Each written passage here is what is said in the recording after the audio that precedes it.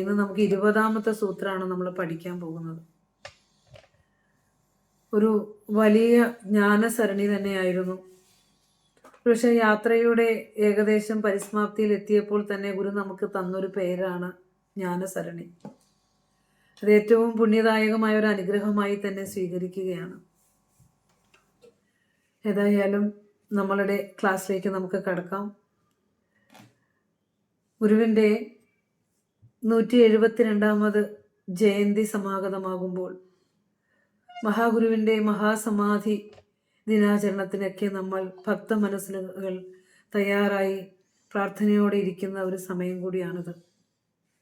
അപ്പോൾ ഇത്തരത്തിലുള്ള വിശിഷ്ടങ്ങളായ അതിശ്രേഷ്ഠമായ മഹാഗുരുവിൻ്റെ ദാർശനിക തലത്തിൻ്റെ പരമാവധിയെ നമ്മൾ ഇവിടെ പഠിക്കുന്നൊരു കൂട്ടായ്മ. ആ യാത്രയുടെ അവസാനം വരെ എത്ര പേരുണ്ടാകും, അവരായിരിക്കും ഈ ഗുരുവിൻ്റെ കൃതി പഠിക്കുവാൻ ഗുരു നമ്മൾക്ക് അനുവാദം നൽകിയിരിക്കുന്നത് എന്ന് കരുതുക. സൂത്രം 20ലേക്ക് കിടക്കാം. അപ്പോൾ അതിനു മുമ്പ് നമ്മൾ വേദാന്ത സൂത്രത്തിൻ്റെ 18 മുതൽ 20 വരെയുള്ള സൂത്രങ്ങളിലായിട്ട് ഗുരു ആ ഏകതയെ, അദ്വൈതമാണല്ലോ ഗുരുവിൻ്റെ ദർശനം, ആ അദ്വൈതപരതയെ ഓരോ സൂത്രങ്ങൾ കഴിയുമ്പോഴും അരക്കിട്ടുറപ്പിച്ച് പറഞ്ഞ് ദ്വൈതമില്ല, അദ്വൈതം മാത്രമേ ഉള്ളൂ എന്ന് പറഞ്ഞാണ് നമ്മളെ കൊണ്ടുപോകുന്നത്. അതിലെ 18ാം സൂത്രം പറഞ്ഞു, ദൃക് ദൃശ്യയോഹോ സമാനകാലീനത്വാതെന്ന് പറഞ്ഞു. കാണുന്നവനും അവൻ കാണുന്ന കാഴ്ചകളും ഒരേ കാലത്താണ് സംഭവിക്കുന്നത്. കാണുന്നവൻ വേറെ, കാഴ്ച വേറെ, രണ്ട് സമയത്തല്ല സംഭവിക്കുന്നത്. ദൃക്കും ദൃശ്യവും ഒരേ സമയത്താണ് ഉണ്ടാകുന്നത്. അതുകൊണ്ട് ദൃക്കില്ലാതെ, കാണുന്നവനില്ലാതെ ഒരു കാഴ്ചയുമില്ല. അങ്ങനെ സമാനകാലീനത്വം ഉള്ളത് കൊണ്ട് അദ്വൈതം മാത്രമാണ് സത്യം എന്ന് ഗുരു പറഞ്ഞു. ഇനി അടുത്ത സൂത്രം പറയുന്നു 19ാം. ഇതൊക്കെ നമ്മൾ 2 ക്ലാസ്സൊക്കെ എടുത്ത് പഠിച്ചു പോയതാണ്. പഠിച്ചത് ഇവിടെ നിങ്ങളിപ്പോൾ എല്ലാവരും എന്നും മനനം ചെയ്ത്, ഉപാസന ചെയ്ത്, ചോദ്യോത്തരങ്ങൾ എഴുതി ഒക്കെ നമ്മൾ ആഴത്തിലത് പഠിച്ചു തന്നെ പോണത്. എന്നാലും നമ്മൾ കഴിഞ്ഞൊരു ക്ലാസ്സിൽ നമ്മളുടെ വേറെ ഒരു റിവിഷൻ പോലെ പോയത് കൊണ്ടാണ് ഞാൻ ഇത് ഒന്നുകൂടെ ഓർമ്മിപ്പിക്കുന്നത്. അപ്പോൾ 19ാമത്തെ സൂത്രമാണ് സുഖൈകത്വാദ് എന്നുള്ളത്. സുഖൈകത്വാദ് എന്ന് പറഞ്ഞാൽ നമ്മൾ ഈ ലോക ജീവിതത്തിൽ അനുഭവിക്കുന്ന ഏത് സുഖമാണെങ്കിലും അത് ഭൗതിക വസ്തുക്കളിൽ നിന്നുള്ളതായിക്കൊള്ളട്ടെ, ആത്മീയ സുഖമായിക്കൊള്ളട്ടെ, എന്തുമായിക്കൊള്ളട്ടെ, സുഖത്തിന് ഏകതയുണ്ടെന്ന് ഗുരു പറയുക. ഏത് സുഖം നമ്മൾ അനുഭവിക്കുമ്പോഴും ആ സുഖം പ്രതീതമാകുന്നത് ആത്മാവിലാണ്, അല്ലാതെ ആ പുറത്തെ വസ്തുവിലല്ല സുഖം ഇരിക്കുന്നത്. നമുക്ക് ഇന്നത്തെ ഈ കാലഘട്ടത്തിലെ മദ്യത്തിലേക്കും മയക്കുമരുന്നിലേക്കും ഒക്കെ പുതിയ തലമുറ പോകുമ്പോൾ ആനന്ദം ഇരിക്കുന്നത് കുപ്പിയിൽ നിറച്ച വസ്തുക്കളിലോ മറ്റ് വസ്തുക്കളിലോ അല്ല എന്നും അവനവൻ്റെ ആനന്ദം പ്രതീതമാകുന്നത് അവനവൻ്റെ സ്വരൂപത്തിലാണെന്നും മറ്റുള്ള വസ്തുക്കളൊക്കെ നമ്മുടെ ബുദ്ധിയെയും മനസ്സിനെയും ശരീരത്തെയും കെടുത്തിക്കളയുന്നവയാണെന്നും ഒക്കെ നമുക്ക് ഈ സൂത്രത്തിലൂടെയൊക്കെ കടന്നു പോകുമ്പോൾ മനസ്സിലാവും. സുഖത്തിന് ഏകതയുണ്ട്. ഏത് സുഖമായിക്കൊള്ളട്ടെ അത് പ്രതീതമാകുന്നത് ആത്മനിഷ്ഠമാണ്, വസ്തുനിഷ്ഠമല്ല എന്ന് 19ാമത്തെ സൂത്രത്തിലൂടെ പറഞ്ഞു തന്നു. അപ്പോൾ ഇനി നമുക്ക് പോകാനുള്ളത് 20ാമത്തെ സൂത്രമാണ്. അപ്പോൾ അതിൻ്റെ എല്ലാം കൃത്യമായി അതിൻ്റെ വാക്കുകളുടെ അർത്ഥവും അതിൻ്റെ കൂട്ടർത്ഥവും അതിൻ്റെ വ്യാഖ്യാനവും ശ്രദ്ധിക്കണം. അപ്പോൾ ഏതായാലും നമ്മൾ നല്ലതായിട്ട് ശ്രവണം നടക്കുകയാണെങ്കിൽ നമുക്ക് യൂട്യൂബ് ക്ലാസ് വരുമ്പോൾ അതൊന്നുകൂടി കേട്ട് കഴിയുമ്പോൾ നമുക്ക് ഏകദേശം ഈ സൂത്രം നമുക്ക് മനസ്സിലാവും. അതുപോലെ തന്നെ നമ്മൾ ദക്ഷിണാമൂർത്തി സ്തോത്രത്തെ ശ്രീനാരായണ ഗുരുദേവ ദർശനത്തോട് ചേർത്ത് വെച്ചുകൊണ്ട് പ്രപഞ്ച സൃഷ്ടിയെക്കുറിച്ചും ആ ആധ്യാത്മിക ഗരിമയെക്കുറിച്ചും ഒക്കെ വിചാരം ചെയ്തിരിക്കുന്ന ഒരു ഓഡിയൻസാണ് ഉള്ളത്. അതായത് ഇത്തിരി ജ്ഞാനത്തിൽ ഇത്തിരി മുന്തി നിൽക്കുന്നവർ തന്നെയാണ്. അപ്പോൾ അതുകൊണ്ട് തന്നെ ഇത് പറയുമ്പോൾ ആ പറയുന്നത് വളരെ ശ്രദ്ധയോടുകൂടി ഗ്രഹിക്കുക. എഴുതി വെക്കേണ്ട കാര്യങ്ങൾ മാത്രം കുറിച്ച് വെച്ചതിന് ശേഷം നന്നായി ശ്രദ്ധിക്കുക. ശ്രദ്ധയാണ് നമ്മൾക്ക് വേണ്ടത്. അപ്പോൾ 20ാമത്തെ സൂത്രം വ്യാപകതയാ ദിശാമസ്തിത്വാത്. വ്യാപകതയാ ദിശാമസ്തിത്വാത് 3 സൂത്രങ്ങൾ 18, 19, 20. ഇത് 3 നമ്മൾ ഒരേ ആശയത്തെ, അതായത് ഒരേ തത്വത്തെ തന്നെ ഗുരു ഉറപ്പിച്ച് അദ്വൈതത്തെ ഉറപ്പിച്ചു പോകുന്ന ഒരു പോക്കാണ് കാണുന്നത്. ഗുരു പറയാണ്, ദൃക്കിനും ദൃശ്യത്തിനും സമാനകാലീനത ഉള്ളത് കൊണ്ട് അദ്വൈതം മാത്രമാണ് സത്യം. നമ്മളൊക്കെ ഓരോ കാഴ്ചകൾ കാണുമ്പോൾ ആ കാഴ്ചക്കാരൻ ആയ ദൃക്ക് ഉണ്ടെങ്കിൽ മാത്രമേ നമുക്ക് കാഴ്ചകൾ എടുക്കാൻ പറ്റൂ. അതുപോലെ തന്നെ എന്തും അനുഭവിച്ചോ, സുഖമായിക്കൊള്ളട്ടെ ദുഃഖമായിക്കൊള്ളട്ടെ, എന്ത് അനുഭവങ്ങളും അത് അനുഭവം ആത്മാവിൻ്റെ മാത്രം സ്വരൂപമാണ് എന്ന് പറഞ്ഞു. ഇപ്പൊ പറയുകയാണ് വ്യാപകതയാ ദിശാമസ്തിത്വാത് എന്ന സൂത്രം. വ്യാപകതയാ ദിശാം അസ്തിത്വാത്. അപ്പൊ ഇവിടെ ദിശാം അസ്തിത്വാത് എന്നുള്ളതൊന്ന് പിരിച്ചെഴുതിയേക്കുക കേട്ടോ. ദിശാം പ്ലസ് അസ്തിത്വാത്. ഇനി പുതിയതായിട്ട് ആരെങ്കിലും ഇതിനകത്ത് ജോയിൻ ചെയ്തിട്ടുണ്ടെങ്കിൽ നമ്മൾ അത് എന്ത് ചെയ്യണം എന്ന് വെച്ചാൽ ആദ്യത്തെ മുതലുള്ള നമ്മുടെ യൂട്യൂബ് ക്ലാസ്സുകൾ വേദാന്ത സൂത്രത്തിൻ്റെ പോയിട്ടുണ്ട്. അങ്ങനെ പലരും പഠിച്ച് വന്നിട്ടുണ്ട്, ലേറ്റായിട്ട് ജോയിൻ ആയവർ. അങ്ങനെ ഓരോ വീഡിയോ വെച്ച് കേട്ട് ഇതിലേക്ക് നമുക്ക് എത്താം, ക്ലാസ് മിസ്സായവർക്ക്. ഇനി അടുത്ത ക്ലാസ് മുതൽ നഷ്ടപ്പെടാതെ തന്നെ കയറുക.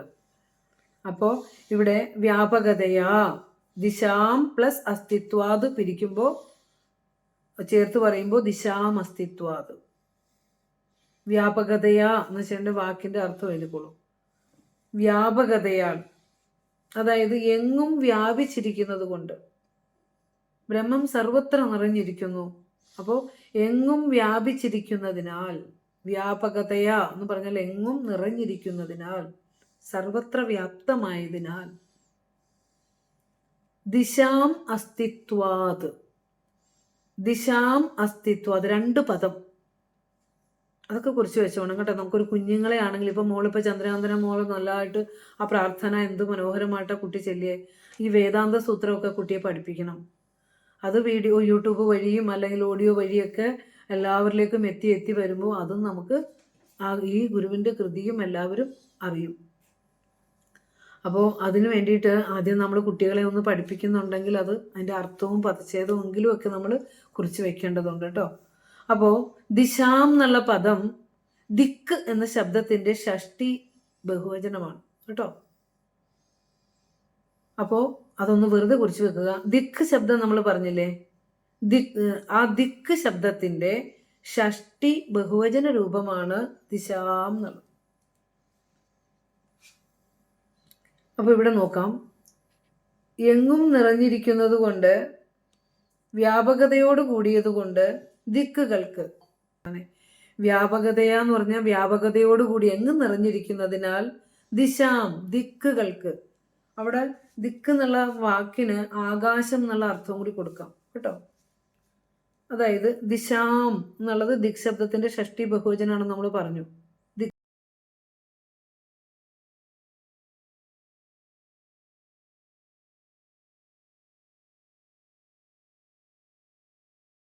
ഇതി ദിക്ക് അർത്ഥം പറഞ്ഞു തരാം. നമ്മൾ ഒരാൾക്ക് പറഞ്ഞു കൊടുക്കുമ്പോൾ അതിൻ്റെ അതിനെ നിർവചിച്ചാൽ മാത്രമേ നമുക്ക് അതിൻ്റെ അർത്ഥം ക്ലാരിറ്റി വരുള്ളൂ. ദിശതി എന്ന് പറഞ്ഞാൽ ടു ഗീവ്, നൽകുക. ദദാതി എന്ന് പറഞ്ഞാലും ടു ഗീവ്, നൽകുക. അവകാശം, ഇത് ഇരിപ്പിടം കൊടുക്കുക. ഇരിക്കാൻ ഇടം കൊടുക്കുന്നതിനെയാണ് ദിക്ക് എന്ന് പറയുക. ദദാതി ദിശതി ഓർ ദദാതി അവകാശം ഇതി ദിക്ക്. അപ്പോൾ ദിക്കിൻ്റെ ഇത് ടീച്ചർ എഴുതി നമ്മുടെ ഗ്രൂപ്പുകളിൽ അത് എഴുതിയിട്ട് തരും. അത് നോട്ട് ബുക്കിൽ കുറിച്ച് എന്തെങ്കിലും സ്പെല്ലിംഗ് മിസ്റ്റേക്ക് വരുവാണെങ്കിൽ അത് നോക്കി കറക്റ്റ് ചെയ്തോണം. ദിശതി ഓർ അഥവാ ദദാതി അവകാശമിതി ദിക്ക്, അതായത് ഇരിക്കാനുള്ള ആ ഇടം കൊടുക്കുന്ന എന്ന അർത്ഥമാണ്. എല്ലാത്തിനും ഇരിപ്പിടമായിരിക്കുന്ന, ഇരിക്കാൻ ഇടം കൊടുക്കുന്ന എന്ന അർത്ഥമാണ് ദിശാം എന്ന പദത്തിന്, ദിക്ക് എന്നുള്ള പദത്തിന്. അതിൻ്റെ ഷഷ്ടി വിഭക്തി എന്ന് വെച്ചാൽ ദിക്കുകൾക്ക് എന്നുള്ള അർത്ഥം വരുമ്പോൾ, ഇക്ക് എന്നുള്ള അർത്ഥം വരുമ്പോൾ ഷഷ്ടി വരുന്നു എന്നേ ഉള്ളൂ. ദിക്കുകൾക്ക്, ദിക്ക് എന്നുള്ളതിൻ്റെ ഷഷ്ടി ബഹുവചനം പറയുമ്പോൾ ദിക്കുകൾക്ക് എന്ന് വരും. അതുകൊണ്ടാണ് അവിടെ ദിശാം എന്ന് വന്നത് കേട്ടോ. അപ്പോൾ ദിശതി എന്നുള്ളതിൻ്റെ വിഗ്രഹം എഴുതിയെന്ന് തോന്നുന്നു.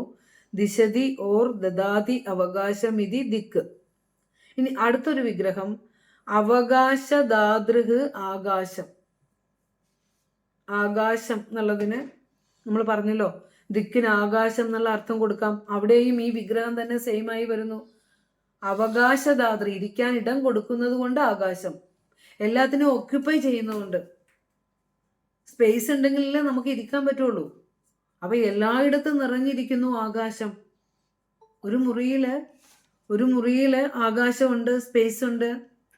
അതുപോലെ തന്നെ ആ മുറിയിൽ ഒരു കുടം വെച്ചാൽ അതിലും ആകാശമുണ്ട്. അപ്പൊ ഇരിക്കാൻ ഇടം കൊടുക്കുന്നത് എന്തോ അതിനെയാണ് ആകാശം എന്ന് പറയുക.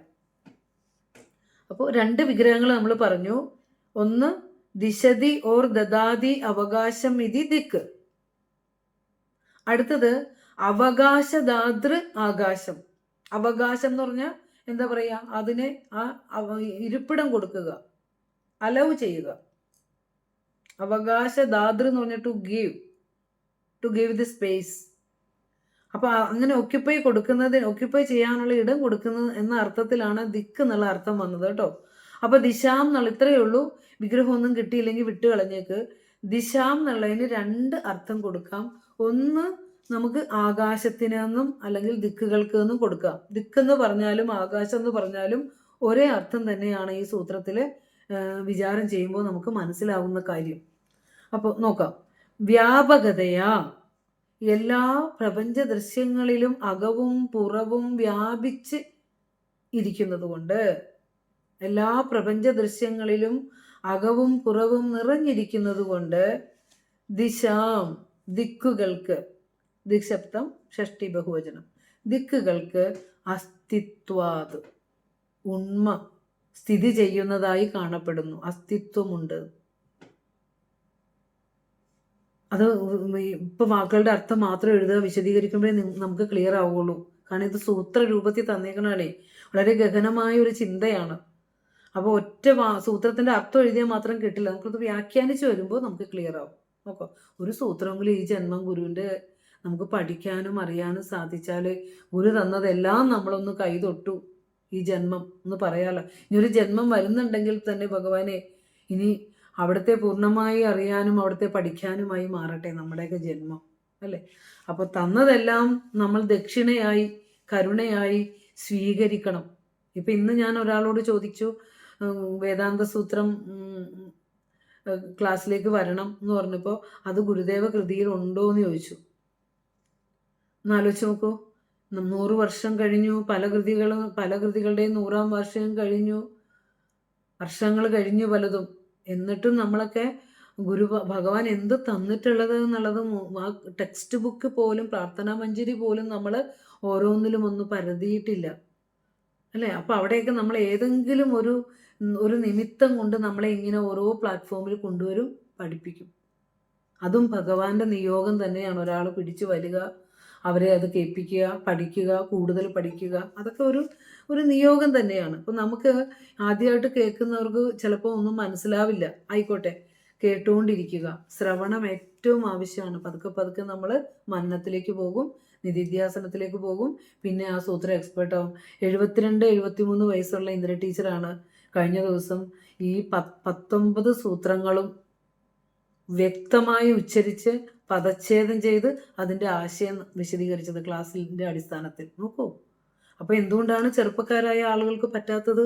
അതൊരു ഉപാസനയാണ് ടീച്ചർക്ക്. അതുപോലെ പലരും ഇതിനകത്തുണ്ട്. അപ്പൊ അവരിലൂടെ വേണം 1-10 അവരിലൂടെ വേണം എല്ലാവർക്കും കൊടുക്കാൻ ഇത്.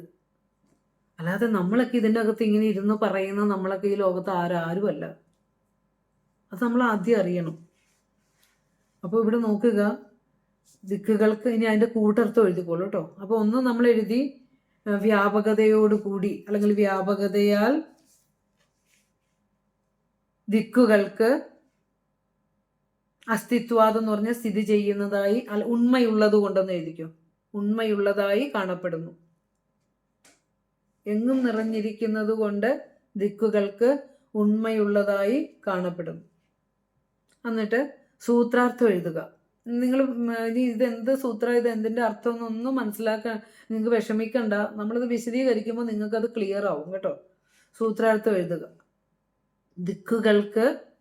ദിക്കുകൾക്ക് എന്നുള്ളിടത്ത് ബ്രാക്കറ്റിൽ ആകാശത്തിന് എന്നും കൂടി എഴുതിക്കോ. ആകാശത്തിന് വ്യാപകതയോടുകൂടിയ, അതായത് എങ്ങും നിറഞ്ഞിരിക്കുന്ന എന്ന അർത്ഥത്തിലാണ്, വ്യാപകതയോടുകൂടിയ അസ്തിത്വം ഉള്ളതുകൊണ്ട്. ദിക്കുകൾക്ക് വ്യാപകതയോടുകൂടിയ അസ്തിത്വം ഉള്ളതുകൊണ്ട് എന്ന് പറഞ്ഞാൽ ദിക്ക് എല്ലായിടത്തും നിറഞ്ഞിരിക്കുന്നു, ആകാശം എല്ലായിടത്തും നിറഞ്ഞിരിക്കുന്നു. ആകാശം, എങ്ങും നിറഞ്ഞിരിക്കുന്ന ആകാശം ഉള്ളതായി നമ്മൾ കാണപ്പെടുന്നു. ഒരു മുറിയിൽ സ്പേസ് ഉണ്ട്, ആ മുറിയിൽ വെക്കുന്ന കുടത്തിൽ സ്പേസ് ഉണ്ട്. ഈ പ്രപഞ്ചത്തിൽ സമസ്ത പദാർത്ഥങ്ങളും ഈ ആകാശത്തിലേക്കാണ് ഓക്യുപ്പൈ ആയേക്കുന്നത്, അല്ലേ? ഗുരു നമുക്കത് വ്യാഖ്യാനിക്കുന്ന സമയത്ത് വിശദീകരിച്ചു തരാം. അപ്പോൾ അതിൻ്റെ അർത്ഥം ദിക്കുകൾക്ക് വ്യാപകതയോടുകൂടിയ അസ്തിത്വം ഉള്ളതുകൊണ്ട്, അല്ലെങ്കിൽ എങ്ങും നിറഞ്ഞിരിക്കുന്ന ആകാശം സ്ഥിതി ചെയ്യുന്നതായി, ഉണ്മയുള്ളതായി കാണപ്പെടുന്നത് കൊണ്ട്. നമ്മൾ സ്പേസ് കണ്ണുകൊണ്ട് കാണുന്നതും അനുഭവിച്ചറിയുന്നതുമാണ് എല്ലായിടത്തുമുള്ള സ്പേസ്. ഉണ്മ എന്ന വാക്കിനുള്ള അർത്ഥം വ്യക്തമാക്കി തരാമോ?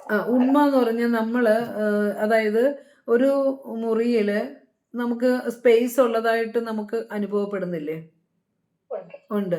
അതിനകത്തൊരു കുടം വെച്ചാൽ ആ കുടത്തിന്റെ അകത്തും സ്പേസ് ഉള്ളതായിട്ട് അനുഭവപ്പെടുന്നില്ലേ? അതാണ്, അത് നമുക്ക് വിശദീകരിക്കുമ്പോൾ മനസ്സിലാവും അത്.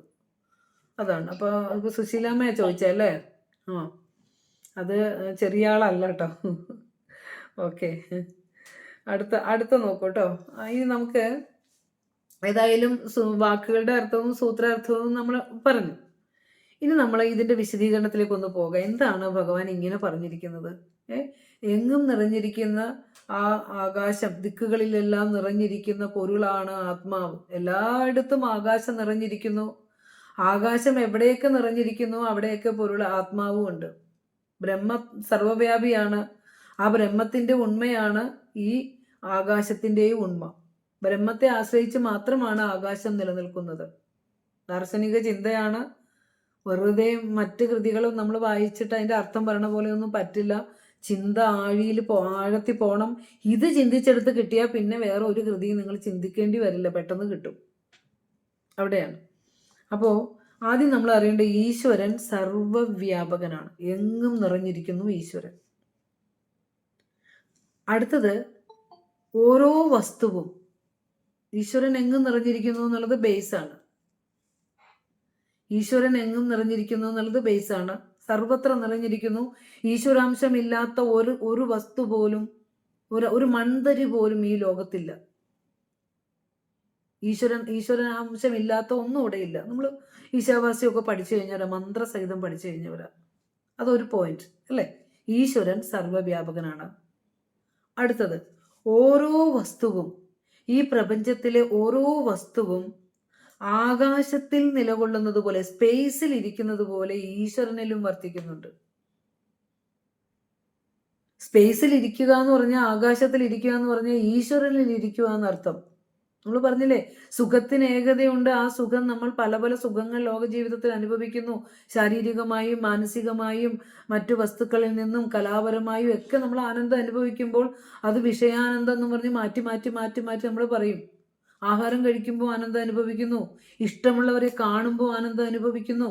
ഈ ആനന്ദത്തിന് ഒരേ ഒരു പൊരുളാണ്, അത് ആത്മാവിൻ്റെ അനുഭൂതിയാണ്, അനുഭവമാണ് ആനന്ദം എന്ന് പറഞ്ഞു തന്നു നമുക്ക്. ഈ അറിവൊന്നും ലോകത്തിനില്ല.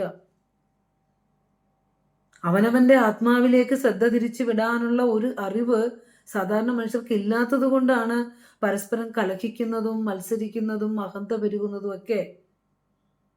ആലോചിച്ച് നോക്കൂ. ഞാൻ ആഗ്രഹിക്കുന്ന സുഖം എൻ്റെ ആത്മാവിൻ്റെ സുഖമാണെന്നും മറ്റൊരുവൻ ആഗ്രഹിക്കുന്ന സുഖവും ആത്മാവിൻ്റെ സുഖമാണെന്നും ആത്മാവ് ഒന്നാണെന്നും മനസ്സിലാകുന്നവർക്ക് എവിടെയാ കലഹിക്കാൻ തോന്നുക? അപ്പോൾ ആത്മാവെളിച്ചം കെട്ടുപോകുമ്പോഴാണ് കലഹങ്ങൾ ഉണ്ടാവുന്നത്, ഇരുട്ടുണ്ടാവുന്നത്. അത് എത്രയേറെ നമ്മൾ അറിവുള്ളവരെന്ന് വിചാരിക്കുന്നിടത്തും കലഹങ്ങൾ വരുന്നത് എന്തുകൊണ്ടാ? അറിയേണ്ടതിനെ വേണ്ട പോലെ അറിയാൻ പറ്റാത്തത് കൊണ്ടാ. അറിയേണ്ടതിനെ അറിഞ്ഞവരുടെ ഉള്ളിൽ ഒരു കൃപയാ വരണേ, കരുണയാ വരണത്. എല്ലാത്തിനോടും ഒരു കരുണയാ വരണത്. ഗുരു അങ്ങനെ കരുണ നമ്മളെ പഠിപ്പിച്ച ഗുരുവാണ്. അനുകമ്പ സ്വരൂപനായ ഗുരു നമ്മൾ ഒരാളെയും ദ്വേഷിക്കാൻ പഠിപ്പിച്ചിട്ടില്ല, അല്ലേ? നല്ലതല്ല ഒരുവൻ ചെയ്ത നല്ല കാര്യം മറപ്പത് എന്ന് പഠിപ്പിച്ച ഗുരു. നല്ലതല്ലാത്തതുടനെ മറന്നിടുന്നത് ഉത്തമം. മനുഷ്യന്റെ ശാന്തിയും സമാധാനവും സുഖവും സ്വച്ഛതയുമാണ് ഭഗവാൻ ആഗ്രഹിച്ചിട്ടുള്ളത്. പക്ഷേ ദൗർഭാഗ്യവശാല് ഇന്ന് ലോകത്ത് പലതരത്തില് കലഹങ്ങൾ, ആധ്യാത്മികതയിലാണ് ഏറ്റവും കൂടുതൽ കലഹങ്ങൾ കാണുന്നത്. കാരണം എന്താണെന്ന് വെച്ചാൽ അറിയേണ്ടതിനെ അറിയാത്തത് കൊണ്ടാണ്. അവിടെയാണ് മഹാഗുരുവിൻ്റെ അനുഗ്രഹം നമ്മളിലേക്ക് വരണത്. നമ്മൾ എന്ത് ഭഗവാൻ തന്നോ അത് നമ്മൾ ഉള്ളിലേക്ക് അനുഭവിക്കുമ്പോഴും ആ ഭഗവാനോട് വീണ്ടും വീണ്ടും ആ ദക്ഷിണയ്ക്ക്, ആ കൃപയ്ക്ക് കരുണ പറയുമ്പോൾ മാത്രമാണ് നമ്മൾ പറയുന്ന വാക്ക് ഒരുവൻ്റെ ഹൃദയത്തിൽ തട്ടുകയുള്ളൂ, തെളിയുകയുള്ളൂ. അതിന് ഗുരുവിൻ്റെ അനുഗ്രഹം വേണം. അല്ലാതെ നമ്മൾ എന്ത് നമ്മൾ പ്രവർത്തിച്ചിട്ടും അല്ലാതെ നമുക്ക് കാര്യമില്ല. ഇപ്പം ഏത് ടഫുള്ള കാര്യങ്ങൾ പോലും നമുക്ക് പെട്ടെന്ന് അത് വെളിവാകും. ചിലപ്പോൾ തെറ്റായിരിക്കും പറഞ്ഞത്, പക്ഷേ അതിങ്ങനെ കേട്ടുകൊണ്ടിരിക്കും. അങ്ങനെ പല ആളുകളുണ്ട്, നമുക്കറിയാം. അപ്പം അതുപോലെ ആദ്യം നമ്മൾ നല്ലൊരു ശ്രോതാവാകുക. മനസ്സിലായിക്കൊള്ളട്ടെ, ഇല്ലാതായിക്കൊള്ളട്ടെ, നന്നായി കേൾക്കുക. പതുക്കെ പതുക്കെ നമുക്ക് മനസ്സിലാകാത്തതിൻ്റെ അർത്ഥങ്ങൾ തെളിഞ്ഞു വന്നോളും. ആദ്യമേ മുതൽ എനിക്കിത് എന്ത് വേദാന്ത സൂത്രം, എനിക്കൊന്നും മനസ്സിലാവുന്നില്ലോ ഗുരുവോ എന്ന് മാത്രം ചോദിച്ചാൽ മതി, അത് മനസ്സിലാക്കി തന്നോളും. നമ്മൾ ഈ യാത്ര തുടങ്ങുമ്പോഴേ അതിഗഹനമായ ഒരു കൃതി മുന്നിലേക്ക് വെച്ചപ്പോൾ നിങ്ങൾ ഉണ്ടായിരുന്നു എൻ്റെ ഒപ്പം. അപ്പുറത്തെ സൈഡിൽ ഒരു കാര്യം ചോദിക്കുമ്പോൾ അതിൻ്റെ ഇരട്ടി അപ്പുറത്തുനിന്ന് ഇങ്ങോട്ട് പറഞ്ഞപ്പോഴാണ് എനിക്ക് ഇത് പറയാൻ ഊർജം തന്നത് നിങ്ങളാണ്. നമ്മളൊന്നാണ്. ആ ഒരു അപ്പുറത്ത് നിന്നുള്ള ആ ഒരു പ്രതികരണമാണ് ഇത് ഇങ്ങോട്ട് കൊണ്ടുപോകാൻ ഒരു ഊർജമായി തന്നത്. അത് ഗുരുവിൻ്റെ അനുഗ്രഹം തന്നെ എന്ന് കരുതുക ഞാൻ. കാരണം ഞാനിത് ടഫാന്ന് പറയുമ്പോഴും കേൾക്കുന്നവർ പറയും എളുപ്പമല്ലേ ടീച്ചറെ എന്നാ പറയുന്നത്. അത് കേൾക്കുമ്പോൾ ഞാൻ അല്ലാതെ അത്ഭുതപ്പെട്ടു പോവാറുണ്ട്. അടുത്ത നമുക്ക് നോക്കാം. ഇപ്പോൾ സർവ്വവ്യാപകത്വമാണ് പറയുന്നത്. ആകാശം സർവ്വവ്യാപകമായതുകൊണ്ട് ആത്മാവും സർവ്വവ്യാപകമാണ്. കാരണം ആത്മാവിലാണ് ഇത് പൊരുൾ ഇത്രയേ ഉള്ളൂ. ആത്മാവിലാണ് ആകാശം ഇരിക്കുന്നത്. പഞ്ചഭൂതങ്ങളിൽ ഒന്നാണ് ആകാശം, സ്പേസ്. അത് ആത്മാവിൽ നിന്നാണ് വന്നത്. അപ്പോൾ ആകാശമില്ലാത്തൊരിടമില്ല. അങ്ങനെ ആകാശത്തിന് സർവ്വവ്യാപിത്വം ഉള്ളത് കൊണ്ട് ആത്മാവിൻ്റെ ഉണ്മയിലാണ് ആകാശത്തിൻ്റെ ഉണ്മ എന്നാണ് ഇവിടെ സൂത്രത്തിലൂടെ ഗുരു ലക്ഷ്യം വയ്ക്കുന്നത്. അപ്പോൾ നമ്മളിപ്പോൾ ആകാശം എന്ന് കേൾക്കുമ്പോൾ മുകളിലോട്ട് നോക്കുമ്പോൾ തല ഉയർത്തി കാണുന്ന നീല കട്ടി മേഘത്തിനെ ആകാശം എന്ന് പറയുന്നത് അതല്ല ആകാശം എന്ന് പറയുന്നത്. ഞാനും നിങ്ങളും നിലകൊള്ളുന്നത് ആകാശത്തിലാണ്, സ്പേസിലാണ്. ഇരിക്കുവാൻ സ്ഥലമില്ലെങ്കിൽ പിന്നെ ഇരിപ്പത് എപ്രകാരം, എങ്ങനെ നമുക്ക് ഇരിക്കാനായിട്ട് സാധിക്കും അല്ലേ? ഞാൻ ആകാശത്തിൽ സ്ഥിതി ചെയ്യുന്നു, ആകാശം എന്നിലും സ്ഥിതി ചെയ്യുന്നു. ഈശ്വരൻ സർവ്വവ്യാപിയാണ്.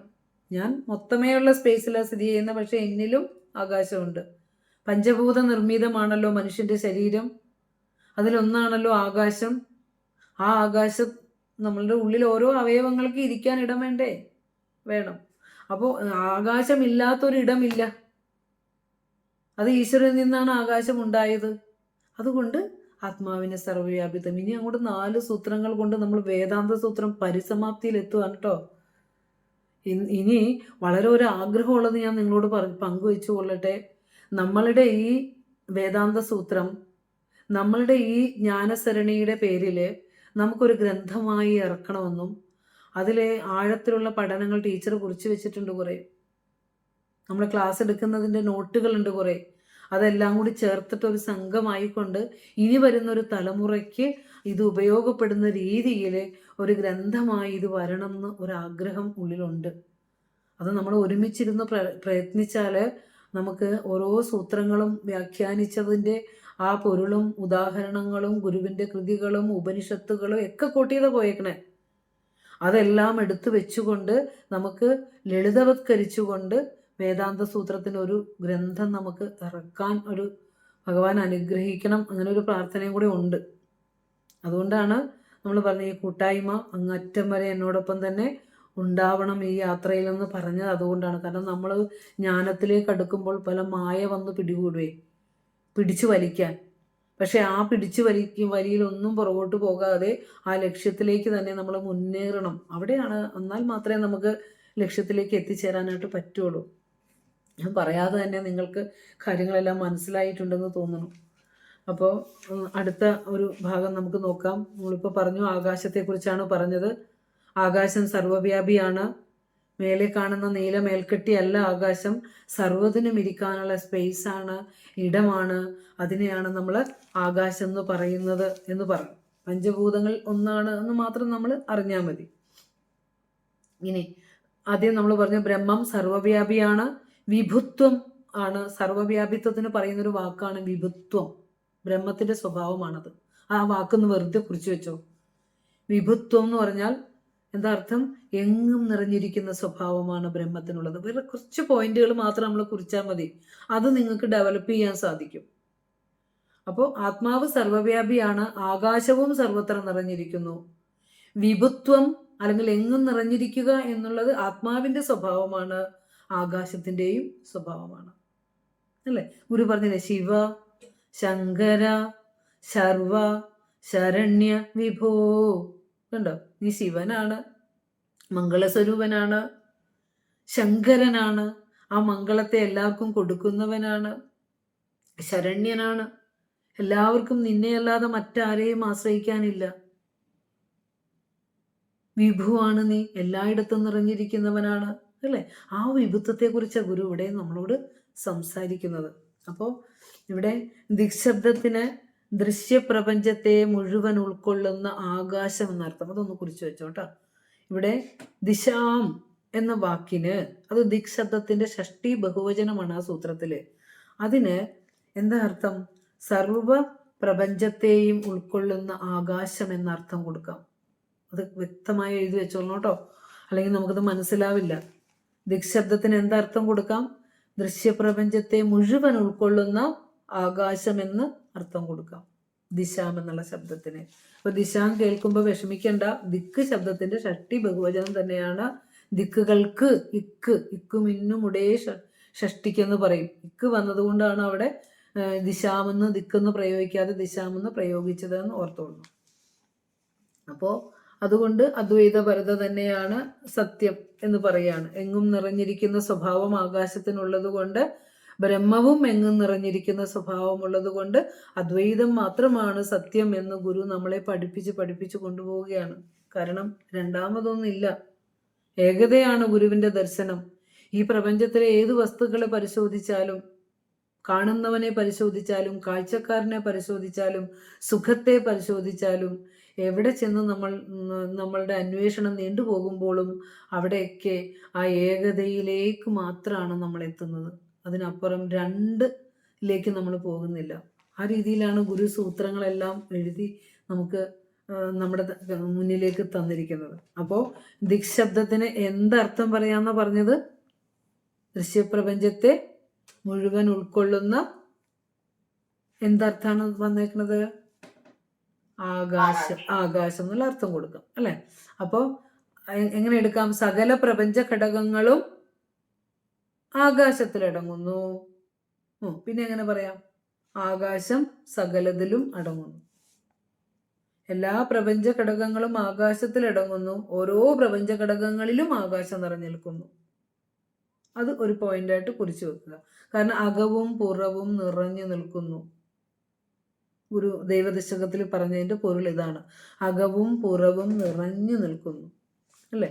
തദ്ദേജതി തന്നേജതി തദ്ദൂരേ തദ്വന്ദികേ തദന്തരസ്യ സർവസ്യ തതു സർവസ്യാസ്യ ബാഹ്യതഃ.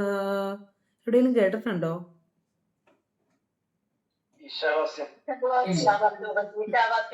അതെ, അതിന്റെ മലയാളം എന്താ ഗുരു നമുക്ക് തർജ്ജമ ചെയ്ത് തന്നേക്കണ എങ്ങനെ? അതുലോലമതലോലം അതു ദൂരമതന്തികം അത് സർവാന്തരം അത് സർവത്തിനും പുറത്തുവാം. അല്ലേ?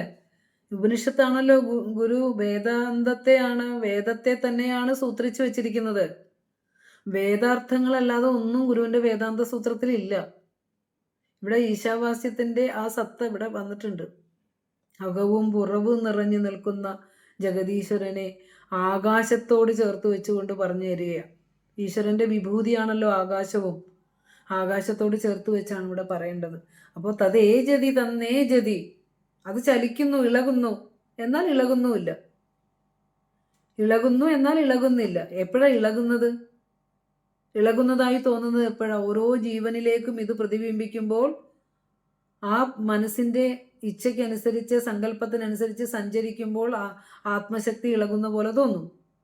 പക്ഷെ ആത്മാവ് ഒന്നിനോടും ചേരാതെ ആ നിത്യനിർമുക്തമായി നിൽക്കുന്ന ആത്മസ്വരൂപത്തിന് ഇളക്കമില്ല. പക്ഷെ ഇളകുന്നത് പോലെ തോന്നും. അത് ദൂരെ തദ്ദൂരേ തദ്വന്തികേ. അത് നമ്മളെ സംബന്ധിച്ചിടത്തോളം നമ്മളിത് ഈ യാത്ര തുടങ്ങിയേക്കണ എന്താന്ന് വെച്ചാല് എവിടെയോ ഇരിക്കുന്ന പരമസത്യത്തെ അറിഞ്ഞ് സാക്ഷാത്കരിച്ച് ലോക ജീവിതത്തിൽ നിന്ന് മുക്തി നേടണം നമുക്ക്. പക്ഷേ അങ്ങനെയുള്ളവർക്ക്, ആത്മാവിനെ കുറിച്ച് ശരിയായി അറിയാത്തവർക്ക് ഇത് ദൂരത്തിലുള്ള വസ്തു. പക്ഷേ ആത്മസ്വരൂപത്തെ അറിഞ്ഞറിഞ്ഞറിഞ്ഞറിഞ്ഞ് വന്നവർക്ക് തദന്തികേ ഏറ്റവും അടുത്ത് കയ്യിലിരിക്കുന്ന കൽപ്പകവൃക്ഷക്കനി. അതെവിടെ പറഞ്ഞിരിക്കുന്നത്? കയ്യിലിരിക്കുന്ന കൽപ്പകവൃക്ഷക്കനിയെ ഭക്ഷിക്കാതെ കളഞ്ഞ് കാഞ്ഞിരക്കനിയെ തേടി വിഷം കൊണ്ട് മരിക്കുന്നു, അല്ലെ? തേടി ഭക്ഷിച്ച് വിഷം കൊണ്ട് മരിക്കുന്നു എന്ന് എവിടെ പറഞ്ഞേക്കണേ?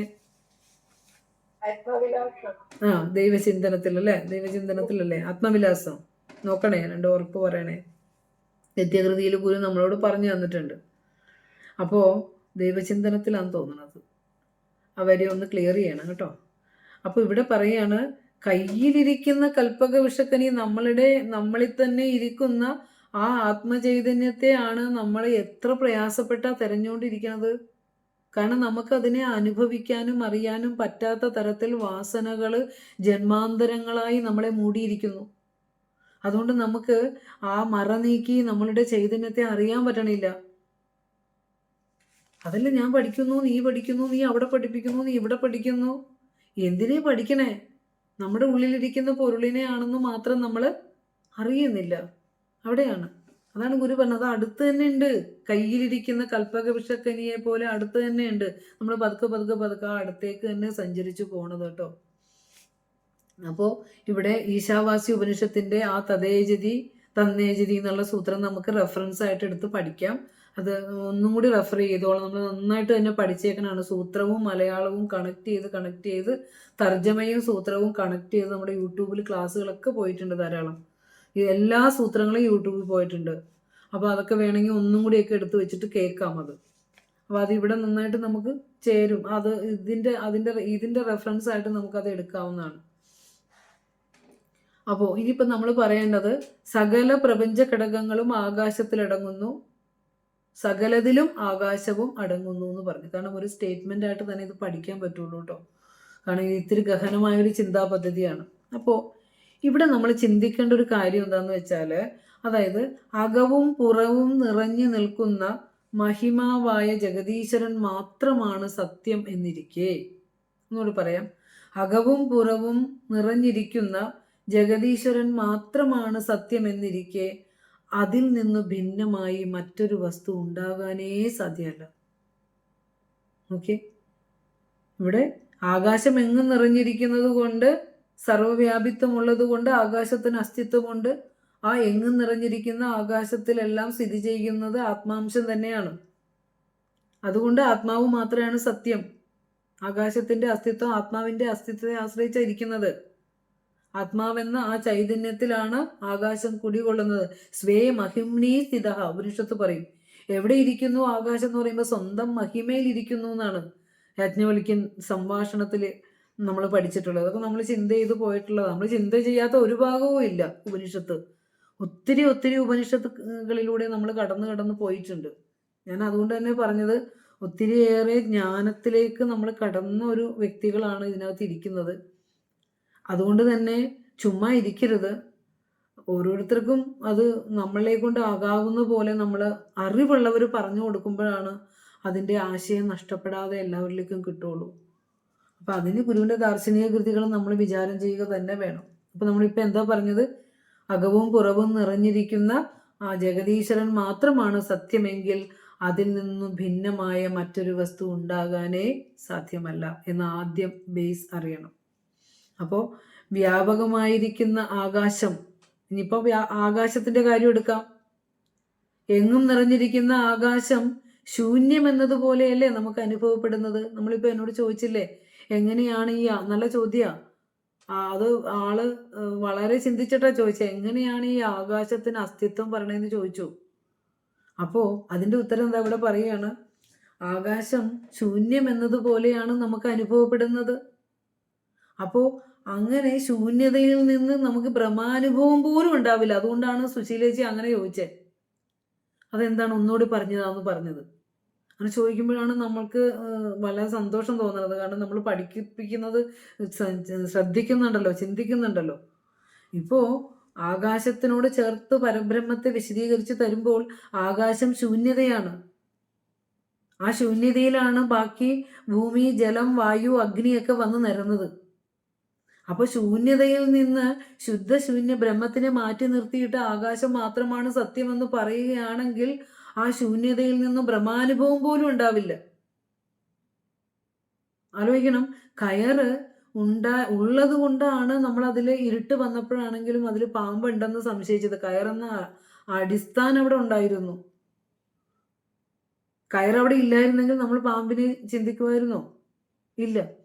അപ്പൊ ആകാശത്തിന് ബ്രഹ്മത്തെ ആശ്രയിക്കാതെ ഒരു അസ്തിത്വം ഇല്ല എന്ന് പറഞ്ഞു വരണത്. പക്ഷേ ഈശ്വര സൃഷ്ടമായ ആകാശം സർവഭൂതങ്ങളിൽ നിറഞ്ഞിരിക്കുന്നു, സർവത്ര നിറഞ്ഞിരിക്കുന്നത് കൊണ്ട് അത് ആത്മാവിന്റെ അസ്തിത്വത്തിലാണ് ഇരിക്കുന്നുള്ളത് കൊണ്ടും ആത്മാവ് മാത്രമാണ് സത്യം എന്നാണ് ഗുരു സമർത്ഥിക്കാൻ പോകുന്നത്. ഈ സൂത്രം കൊണ്ട് അത് സമർത്ഥിച്ച് തീരുവാണ്.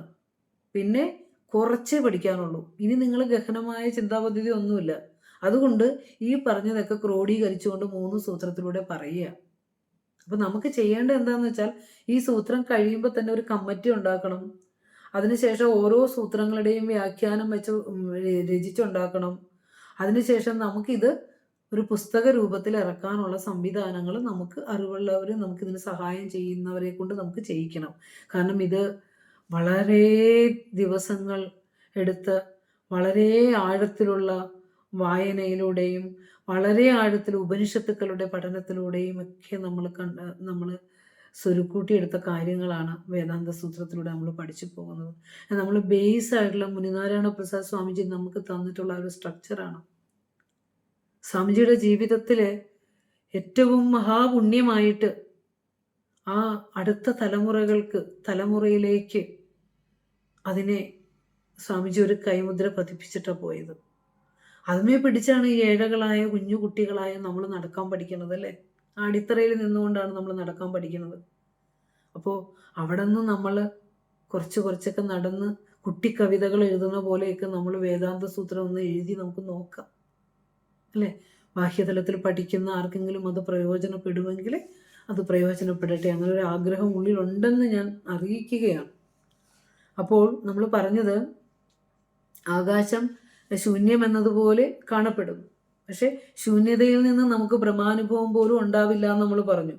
ആത്മാവെന്ന അടിത്തറയിൽ ആണ് ആകാശം നിലകൊള്ളുന്നത്. അതുകൊണ്ടാണ് ആകാശത്തിന് അസ്തിത്വമുള്ളത് എന്നാണ് പറഞ്ഞു വരുന്നത്.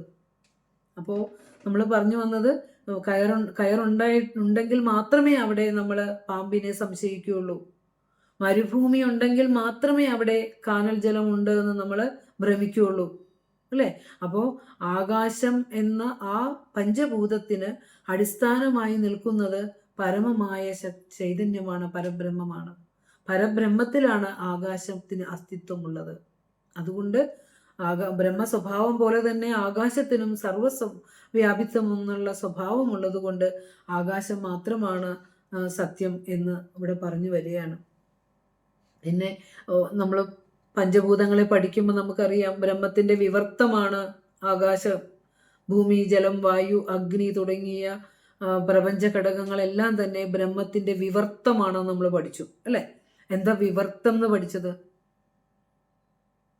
എന്തായിരുന്നു വിവർത്തം? പരിണാമം എന്ന് പറയാൻ പറ്റില്ലല്ലോ ടീച്ചറെ. തോന്നൽ.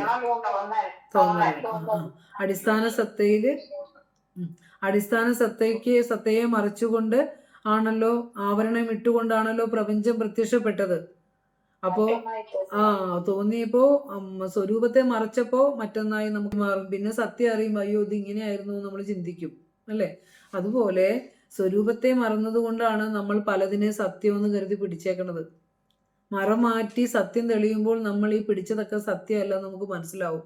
അതുപോലെ കുറെ കാര്യം ഇപ്പൊ പിടിച്ചു വെച്ചിട്ടുണ്ട്. പൊരുളും മക്കളും ഉടമ്പും നമ്മുടെ സാമൂഹികമായ സ്ഥിതിയും നമ്മളുടെ അറിവും ശിഷ്യഗണങ്ങളും അതുപോലെ തന്നെ എല്ലാം നമ്മൾ സത്യം എന്ന് കരുതിയാണ് പിടിച്ചു വെച്ചിരിക്കുന്നത്. വളരെ നൈമിഷികമായി വളരെ കുറച്ചു കാലം മാത്രം നമ്മളോടൊപ്പമുള്ള വസ്തുക്കളെ നമ്മൾ എത്ര താലോലിക്കുന്നു.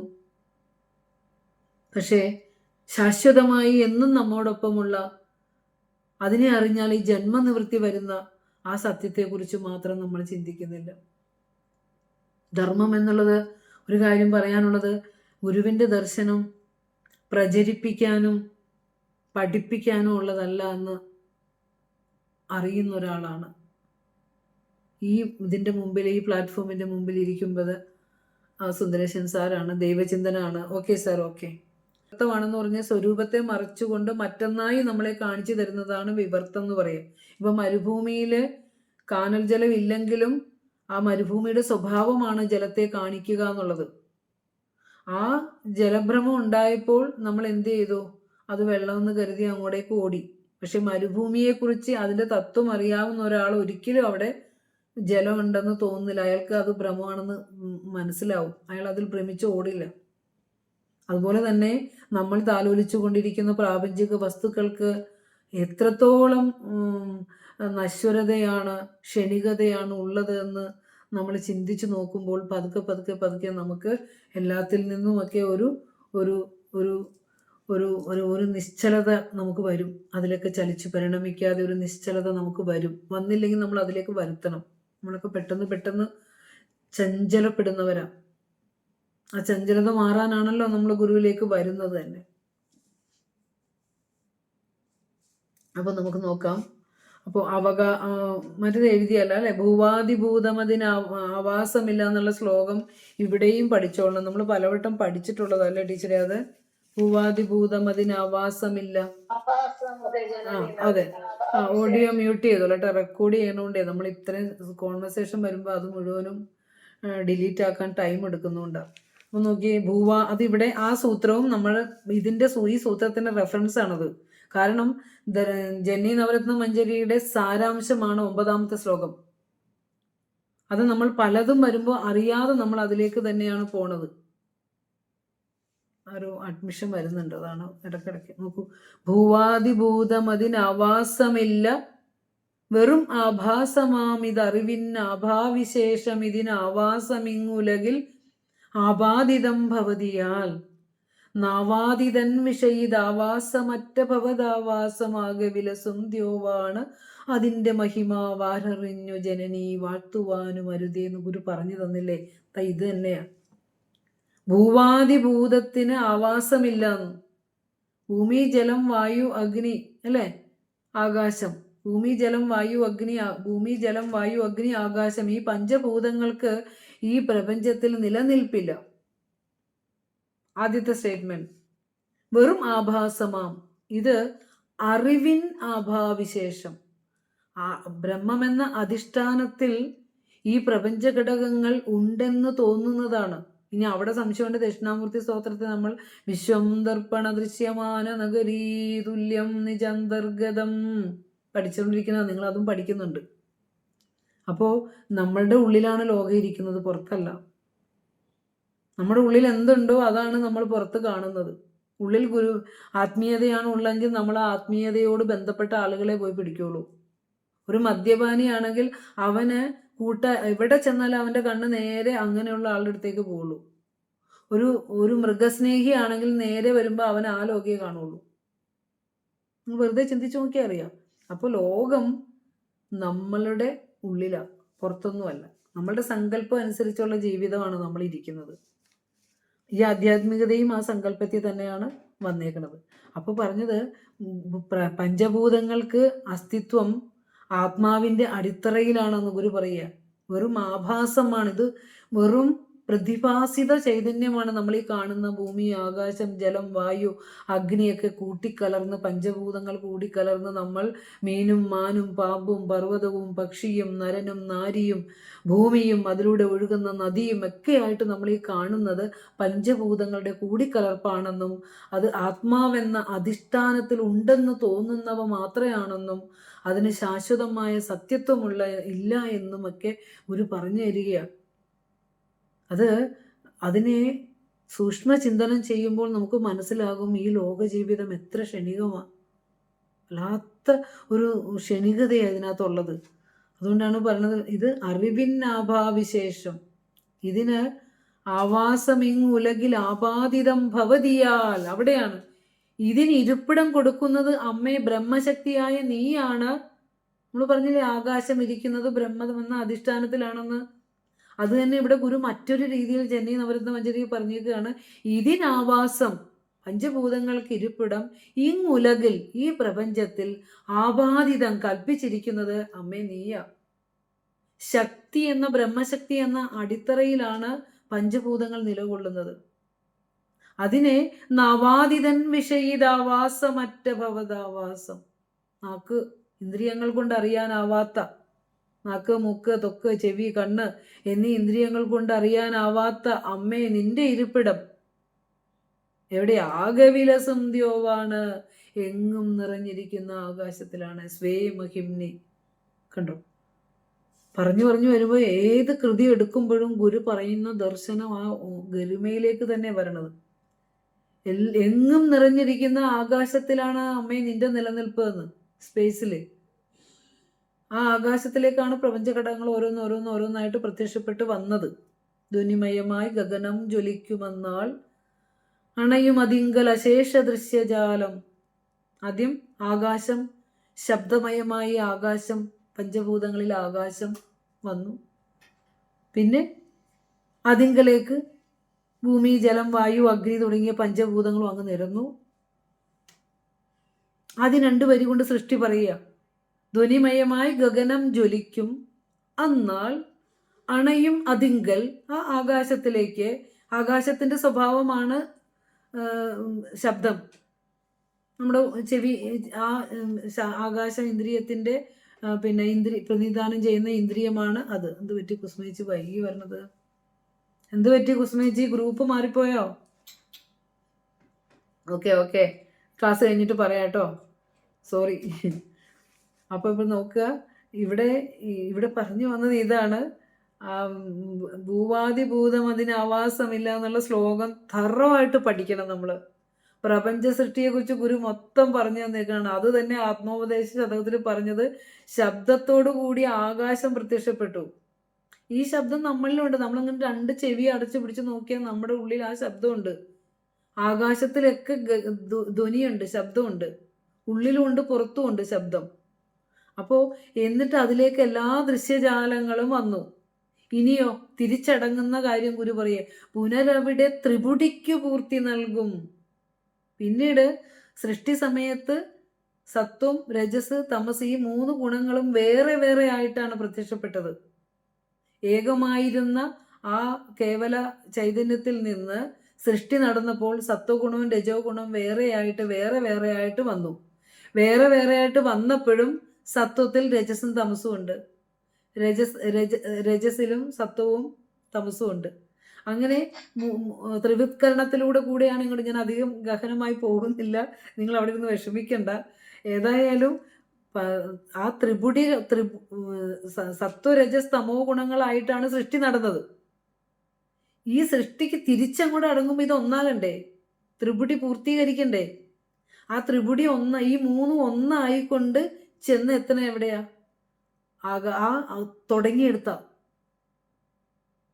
തുടങ്ങിയെടുത്തിട്ട് രേതസ്സും രക്തവും ചേർന്ന് നാദം തിരണ്ട ആ നാദത്തിലേക്കാണ് നമ്മൾ ചെന്നടുക്കണത്. അതാണ് പുനരവിടെ ത്രിപുടിക്ക് പൂർത്തി നൽകും. ആ സത്വരജസ് തമോ ഗുണങ്ങൾ അടങ്ങുന്ന ആ ആകാശം അല്ലേ, ആ സ്വനം, ശബ്ദം, ആ സ്വനവും അടങ്ങുന്ന ഇടമാണ് സ്വയം പ്രകാശമായ ആത്മാവെന്ന് ഗുരു പറയുമ്പോൾ, നമുക്കിതൊക്കെ വാക്കുകൊണ്ട് പറയുമ്പോൾ തുടങ്ങിയിടത്തേക്ക് തന്നെ തിരിച്ചൊടുങ്ങുന്ന പ്രക്രിയയാണ്, അടങ്ങുന്ന പ്രക്രിയ ഗുരു നമുക്ക് പറഞ്ഞു തരുന്നത്. ആകാശത്തിൽ തുടങ്ങി തിരിച്ച് ആകാശത്തിലേക്ക് തന്നെ നമ്മൾ ആ അടങ്ങുന്ന ഇടമാണ് ഗുരു പറഞ്ഞു തരുന്നത്. ആ ത്രിപുടി അടങ്ങുമ്പോഴും ആ ശബ്ദം പോലും അടങ്ങുന്ന, ആ സ്വനവും അടങ്ങുന്ന സ്വയം പ്രകാശത്തിലേക്ക് നമ്മൾ തിരിച്ചടക്കുന്ന കാര്യം ഗുരു അടങ്ങുന്ന കാര്യം പറയുന്നുണ്ട്. അപ്പോൾ ആ ഒരു ആകാശം അതൊക്കെ വിട്ട് കളഞ്ഞേക്കിട്ടോ. ഇനി ഗഹനമായ കാര്യങ്ങളെല്ലാം വിട്ട് കളഞ്ഞിട്ട് നമുക്ക് മനസ്സിലാകുന്ന കാര്യങ്ങൾ മനസ്സിലാകുന്ന ഭാഷയിൽ പഠിച്ചു വെക്കുക. ഗുരുവിൻ്റെ കൃതികൾ കുറച്ച് ദാർശനികമായി നമ്മൾ പഠിച്ച് തന്നെ പോകണം. 1 കേട്ട് മനസ്സിലായില്ല, 2ാമത് കേട്ട് മനസ്സിലായില്ല, 3ാമത് കേൾക്കുമ്പോഴും നമുക്കിത് മനസ്സിലാവും. ഇപ്പോൾ ഭൂവാദിഭൂതം ഒരു 10 പ്രാവശ്യമെങ്കിലും ആയിട്ടുണ്ട് പറയാൻ തുടങ്ങിയിട്ട്. ധ്വനിമയമായി ഗഗനം, കഴിഞ്ഞ ദിവസം ഇവിടെ സുന്ദരേശൻ സാർ അതൊന്ന് വിശദീകരിച്ച് തന്നു നമുക്ക് അല്ലേ. അതുമൊക്കെ പലവട്ടം നമ്മൾ ചർച്ച ചെയ്തിട്ടുള്ളതാണ്. കാരണം അതൊക്കെ സൃഷ്ടിയെക്കുറിച്ച് ഗുരു പറഞ്ഞിരിക്കുന്ന ദാർശനികമായ തലമാണത്. ഈ ജനേ നവരത്ന മഞ്ജരിയിലെ 9ഉം ഇപ്പം ഈ പറഞ്ഞ കൃതികളൊക്കെ, അതൊക്കെ നമുക്ക് ഇത് പഠിക്കാൻ ഇച്ചിരി പ്രയോജനപ്പെടും എന്നുള്ളത് കൊണ്ടാണ് അത് പറഞ്ഞത്. അപ്പോൾ നമ്മൾ എന്തിനെക്കുറിച്ചാണ് ഇപ്പോൾ പറഞ്ഞുകൊണ്ടിരിക്കുന്നത്? സൂത്രത്തിൻ്റെ പേരെന്താണ്? വ്യാപകതയാ ദിശാമസ്തിത്വാത് അല്ലേ? സൂത്രം മറന്നു പോകരുത്. എങ്ങും നിറഞ്ഞിരിക്കുന്ന ആകാശം, ആകാശത്തിന് അസ്തിത്വമുള്ളതായി കാണപ്പെടുന്നു. ആ അസ്തിത്വം ബ്രഹ്മത്തിൻ്റെ അസ്തിത്വത്തെ ആശ്രയിച്ചാണ് ഉള്ളത്. അപ്പോൾ എല്ലാത്തിനും ഇരിക്കുവാൻ ഇടം കാണിച്ചു കൊടുക്കുന്നതും ഇടമായിരിക്കുന്നതും യാതൊന്നാണോ അതിനെയാണ് ആകാശം എന്ന് പറയുക. ആകാശം എന്നൊരു ഡെഫിനിഷൻ എഴുതിയ എല്ലാത്തിനും ഇരിക്കാൻ ഇടം കാണിച്ചു കൊടുക്കുന്നതും എല്ലാത്തിനും ഇരിക്കാനുള്ള ഇവിടെ എന്ന് പറഞ്ഞ് ഇരിക്കുന്നതുമായി ഇരിക്കുന്ന വസ്തുവായതും യാതൊന്നാണോ അതിനെയാണ് ആകാശം എന്ന് പറയുന്നത് എന്ന് ഒരു നിർവചനം മുനിഗുരു നമുക്ക് തന്നിട്ടുണ്ട്. അതൊന്ന് കോട്ട് ചെയ്തതാണ്. അപ്പോൾ ആത്മാവിൽ നിന്നും ഭിന്നമായി യാതൊന്നുമില്ല എന്നുള്ളത് ബേസാണ്. ഓരോന്ന് 18ാമത്തെ സൂത്രം പോലെ പറഞ്ഞതിൻ്റെ കോഡീകരണമായി പറയണത്. ആത്മാവിൽ നിന്ന് ഭിന്നമായി യാതൊന്നുമില്ല. എന്തെന്നാൽ ദൃക്കും ദൃശ്യവും ഒരേ കാലത്ത് സംഭവിക്കുന്നു. ആത്മാന്യത് കിഞ്ചിത് നാസ്തി. ആത്മാവിൽ നിന്ന് ഭിന്നമായി യാതൊന്നുമില്ല. കാണുന്നവനും കാഴ്ചയും ഒരേ സമയത്ത് സംഭവിക്കുന്നു. പക്ഷേ ജ്ഞാനോദയം ഉണ്ടാകുമ്പോൾ ദൃശ്യം എന്തു പറ്റും? ഇല്ലാണ്ടാവും. ദൃക്ക് മാത്രം നിലനിൽക്കും. ശരിയായ ജ്ഞാനം ഉണ്ടാകുമ്പോൾ കാണുന്നവൻ മാത്രമാണ് സത്യമെന്ന ആ തിരിച്ചറിവിലേക്ക് നമുക്ക് എത്താനായിട്ട് സാധിക്കും. അപ്പോൾ അടുത്തത്, അപ്പോൾ ഇത് എത്രാമത്തെ സൂത്രത്തിൻ്റെ കാതല ഇപ്പം പറഞ്ഞത്? 18ാമത്തെ. ആത്മാവിൽ നിന്ന് ഭിന്നമായി യാതൊന്നുമില്ല. ദൃക്കും ദൃശ്യവും ഒരേ സമയത്ത് തന്നെ സംഭവിക്കുന്നു. കാണുന്നവനോട് കൂടി തന്നെയാണ് കാഴ്ചയിരിക്കുന്നത്. പക്ഷെ ജ്ഞാനോദയം ഉണ്ടാകുമ്പോൾ ആ കാണുന്നവൻ മാത്രമാണ് സത്യം എന്നറിയുമ്പോൾ ദൃശ്യങ്ങൾ തിരോഭവിക്കുന്നത് നമുക്ക് കാണാം. അതിനും അസ്തിത്വം ആത്മാവിൽ തന്നെ എന്ന് നമുക്കറിയാൻ സാധിക്കും. അടുത്തത് സുഖം. സുഖം എപ്പോഴും ഏകരൂപമായി വർത്തിക്കുന്നു. അപ്പോൾ അതുകൊണ്ട് ആത്മാവ് ആനന്ദ സ്വരൂപമാണ്. സുഖത്തിൻ്റെ സ്വരൂപം ഏകമാണ് എന്ന് നമ്മൾ 19ാം സൂത്രത്തിൽ വിചാരം ചെയ്തു. ഇനി ഈ സൂത്രത്തിൽ മറ്റു വസ്തുക്കളോട് താരതമ്യം ചെയ്യുമ്പോൾ ദിക്ക് വ്യാപകമാണ്. ജലം, വായു, അഗ്നി, ഭൂമി, ഈ നാല് ഭൂതങ്ങൾ എലമെന്റിനോട് താരതമ്യപ്പെടുത്തുമ്പോൾ ദിക്ക് അല്ലെങ്കിൽ ആകാശം മാത്രമാണ് സർവ്വവ്യാപിത്വമുള്ളത്. നമ്മൾ ഹോമമന്ത്രം പഠിച്ചപ്പോൾ ഗുരു നമുക്ക് അഗ്നിയെ ബ്രഹ്മപ്രതീകമാക്കി വെച്ച് പറഞ്ഞു തന്നു. എന്തുകൊണ്ടാണ് അങ്ങനെ അന്നേരം ഗുരു അഗ്നിയെ സെലക്ട് ചെയ്തത്? സാധാരണ ഗുരു എങ്ങനെ ചെയ്യണമെന്ന് വെച്ചാൽ നമ്മൾ ജീവിക്കുന്ന ഈ ലോകത്തിലെ വസ്തുക്കളെ എടുത്തു വെച്ചിട്ടാണ് നമുക്ക് ഉദാഹരണമായി പറഞ്ഞു തന്നുകൊണ്ടാണ് ഗുരു നമ്മളെ പഠിപ്പിച്ചിട്ടുള്ളത്. എന്തുകൊണ്ടാണ് അഗ്നിയെ തവയെ തേജസ്തത് ബ്രഹ്മം എന്ന് പഠിപ്പിച്ചത്? എന്താന്ന് വെച്ചാൽ അഗ്നിയുടെ സ്വഭാവം സ്വയം പ്രകാശവുമാണത്. അത് എല്ലാത്തിനെയും പ്രകാശിപ്പിക്കുകയും ചെയ്യും. അത് മാത്രമല്ല, അഗ്നിയുടെ ഉള്ളിലേക്ക് എന്ത് വസ്തു നമ്മൾ കൊടുത്താലും അതിനെയൊക്കെ എത്ര അഴുക്കുള്ള വസ്തു, ദുർഗന്ധപൂർണമായ വസ്തു നമ്മൾ അഗ്നിയിലേക്ക് ഇട്ടുകൊടുത്താലും അതിനെയൊക്കെ ദഹിപ്പിച്ചുകൊണ്ട് അത് അതിൻ്റെ ശുദ്ധ ചൈതന്യമായി തന്നെ അത് നിലനിൽക്കുകയും ചെയ്യും. അതുകൊണ്ടാണ് അവിടെ അഗ്നിയെ ബ്രഹ്മപ്രതീകമാക്കി നമ്മൾ പറഞ്ഞത്. അപ്പോൾ ഇനി നമുക്ക് ഈ 2 സൂത്രങ്ങൾ നമ്മൾ പറഞ്ഞു. ഇനി അടുത്തത് 20ാമത്തെ സൂത്രം. മറ്റു വസ്തുക്കളോട് താരതമ്യപ്പെടുത്തുമ്പോൾ ദിക്കിന് അല്ലെങ്കിൽ ആകാശത്തിന് വ്യാപകത്വമുള്ളത് കൊണ്ട്, എങ്ങും നിറഞ്ഞിരിക്കുക എന്ന സ്വഭാവം ഉള്ളത് കൊണ്ട് എന്താ പറയുക, ആത്മാവിൻ്റെ അസ്തിത്വം, ദിക്കിൻ്റെ അസ്തിത്വം ആത്മാവിൻ്റെ അസ്തിത്വത്തോട് ചേർത്ത് വെച്ച് നമുക്ക് പറയാം. ആത്മാവിൻ്റെ ഉണ്മയാണ്, സർവ്വവ്യാപിത്വമാണ് ആകാശത്തിനും ഉണ്മ കൊടുക്കുന്നത്. അതുകൊണ്ട് ആകാശം സർവ്വവ്യാപിയാണ്, ആയിരിക്കുന്നത് ബ്രഹ്മത്തിൻ്റെ സർവ്വവ്യാപിത്വം കൊണ്ടാണ് എന്ന് മനസ്സിലാക്കണം എന്നാണ് പറയുന്നത്. അപ്പോൾ നമുക്ക് ഇങ്ങനെ സൂത്രം 18 മുതൽ 20 വരെയുള്ള സൂത്രങ്ങളിലായിട്ട് നമ്മൾ അദ്വൈതം മാത്രമാണ് സത്യമെന്ന് പല കാരണങ്ങളെ ചൂണ്ടിക്കാട്ടിക്കൊണ്ട് ഗുരു നമുക്ക് പറഞ്ഞു തന്നിട്ടുണ്ട്. പൂർണ്ണമിദം പൂർണ്ണാത് പൂർണ്ണമുദച്യതേ പൂർണ്ണസ്യ പൂർണ്ണമാദായ പൂർണ്ണമേവാവശിഷ്യത്തെ. ഓം ശാന്തി ശാന്തി ശാന്തി.